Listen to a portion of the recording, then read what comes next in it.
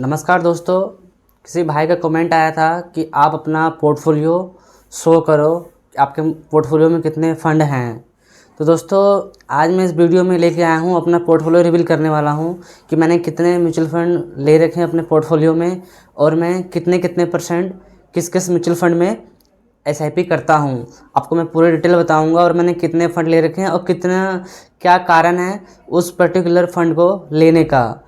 और दोस्तों जो भी मैं आपको फ़ंड अपने पोर्टफोलियो में दिखाऊंगा, कोई मेरी तरफ से रिकमेंडेशन नहीं है, सिर्फ मेरे से पूछा गया था कि आपके पोर्टफोलियो शो करो, तो मैं पोर्टफोलियो शो करने वाला हूं कितने फ़ंड मेरे पोर्टफोलियो में हैं और सबका लेने का पर्पस मैं बताऊंगा मैंने कौन से फ़ंड को क्यों लिया हुआ है।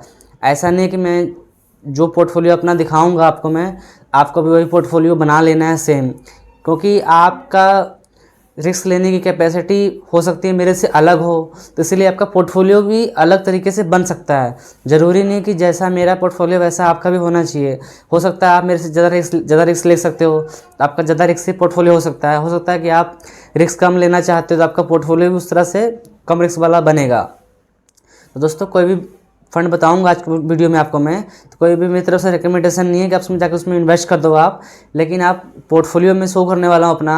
आप देख सकते हो कि मेरा पोर्टफोलियो में कितने म्यूचुअल फंड हैं और किस किस तरह का उसमें इन्वेस्टमेंट है, कितना कितना परसेंट इन्वेस्ट मैं करता हूँ हर महीने।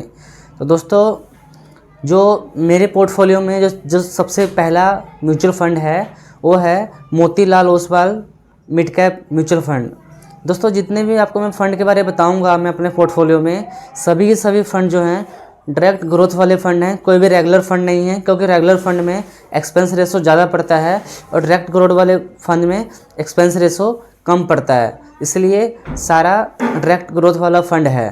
तो दोस्तों सबसे पहला फ़ंड है वो है Motilal Oswal mid cap fund.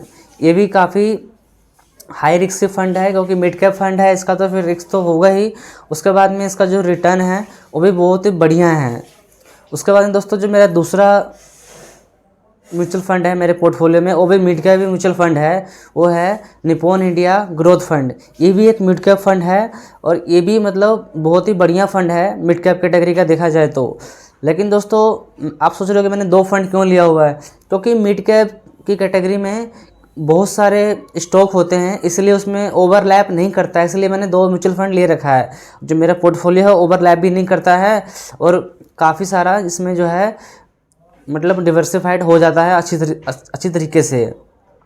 तो दोस्तों जो तीसरा मेरा फंड है मेरे पोर्टफोलियो का वो है quant small cap mutual fund. दोस्तों स्मॉल कैप फंड में दोस्तों आपको पता होगा जो क्वांट का फंड होता है वो भी बहुत बढ़िया परफॉर्म कर रहा है और इसका भी रिटर्न बहुत बढ़िया है।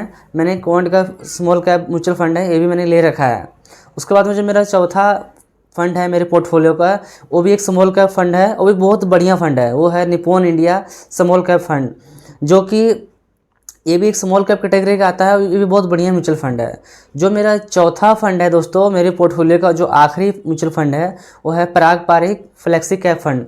जो पराग पारिक फ्लेक्सी कैप फंड है ये भी नंबर 1 फंड है फ्लेक्सी कैप कैटेगरी का, इसलिए मैंने इसको ले रखा है अपने पोर्टफोलियो में, ताकि जो मेरा पोर्टफोलियो है ज़्यादा रिस्की ना बने थोड़ा बहुत, क्योंकि ये जो फ्लेक्सी कैप म्यूचुअल फंड है ज़्यादातर इसका जो इन्वेस्टमेंट होता है वो लार्ज कैप स्टॉक में होता है, इस करके मैंने ये फ़ंड ले रखा है ताकि जो मेरा पोर्टफोलियो है थोड़ा सा बैलेंस रहे, ज़्यादा रिस्की ना बने। तो दोस्तों अब मैं आपको बताऊंगा कि मैंने किस किस फंड में कितना कितना परसेंट एसआईपी करता हूं हर महीने, आपको मैं सारा बताऊंगा डिटेल में। तो आप देख लो, सबसे पहले मेरे पोर्टफोलियो में 2 मिड कैप म्यूचुअल फंड है, जो कि एक है Motilal Oswal mid cap fund, एक है निपॉन इंडिया ग्रोथ फंड। जो मेरे पोर्टफोलियो में 2 स्मॉल कैप फंड है वो है Nippon India small cap fund, एक है क्वांट स्मॉल कैप फंड और एक है पराग पारिक फ्लेक्सी कैप फंड, जो कि ये फ्लेक्सी कैप कैटेगरी का आता है। तो दोस्तों इसमें मैं आपको बताऊंगा कि मैं कितने कितने परसेंट हर महीने एसआईपी करता हूं। तो दोस्तों हर किसी की एसआईपी करने की अमाउंट अलग अलग हो सकती है, इसीलिए मैं परसेंट के हिसाब से बताऊंगा ताकि आप समझ सकते हो कि कितना परसेंट किस में करता हूं और क्यों करता हूं। तो दोस्तों देखो जो मिड कैप और स्मॉल कैप है ये भी बहुत ही रिस्की फंड है। जो मेरा मिड कैप फंड है वो भी बहुत रिस्की फंड है, वो भी अच्छा रिटर्न देता है। जो स्मॉल कैप है वो भी बहुत बढ़िया रिस्की है और बहुत बढ़िया रिटर्न भी उसका हाई रिटर्न है। जो फ्लेक्सी कैप फंड है कहीं ना कहीं उसको मैं लार्ज कैप समझ के इन्वेस्ट करता हूँ, ताकि लार्ज कैप फंड से ज़्यादा इसमें रिटर्न मिले और जो है मेरा पोर्टफोलियो बढ़िया रहे। तो देखो दोस्तों, जितना भी मैं अमाउंट इसमें इन्वेस्ट करता हूँ पांचों फंड में, सबसे पहली बात यह है कि उसमें से जितना, अगर मान लीजिए मुझे कि एग्जाम्पल के तौर पे, अगर मान लीजिए मुझे 1,000 रुपये इन्वेस्ट करना है, मैं आपको एग्जाम्पल के तौर पर बता रहा हूँ, 1,000 में से 25% मुझे इसमें इन्वेस्ट कर देना है, जो कि मेरा पारंपरिक फ्लेक्सी कैप है। 25% जो है मेरा जाता है पारंपरिक फ्लेक्सी कैप फंड में, और बाकी जो करीब करीब 19% से 18% के बीच में जो है सभी फंड में जाता है। वो चाहे मिड कैप म्यूचुअल फंड हो निप्पॉन इंडिया का, चाहे मोतीलाल ओसवाल का मिड कैप फंड हो, चाहे क्वांट स्मॉल कैप हो, चाहे निप्पॉन इंडिया का स्मॉल कैप फंड हो, सब में करीब करीब 18 से 19% जाता है, और जो 25% अमाउंट है इसमें जाता है। अमाउंट आप डिसाइड कर सकते हो, चाहे आप 10,000 रुपये मंथली SIP करो, चाहे 20,000 रुपये करो, चाहे आप 1 लाख रुपये करो, चाहे आप 10 लाख रुपये की SIP करो। मेरा हिसाब से 25% जाता है। अगर मेरी SIP अमाउंट बढ़ती है, जो भी मैं SIP आज कर रहा हूँ, चाहे मैं जितना भी कर रहा हूँ, तो उस हिसाब से अगर अमाउंट बढ़ती है इन फ्यूचर, तो मैं परसेंट वाइज बढ़ाऊँगा। ऐसा नहीं कि सब में मैं फिर डिफरेंट कर दूँगा। इसलिए 25% जो मेरा जाता है पारंपरिक फ्लेक्सी कैप में जाता है, बाकी सब में प्रॉपरली डिवाइड कर देता हूँ। जितना भी अमाउंट बचता है, चाहे वो 19% हो, चाहे 18% हो, प्रॉपरली 19% सब में जाता है 4 फंड में।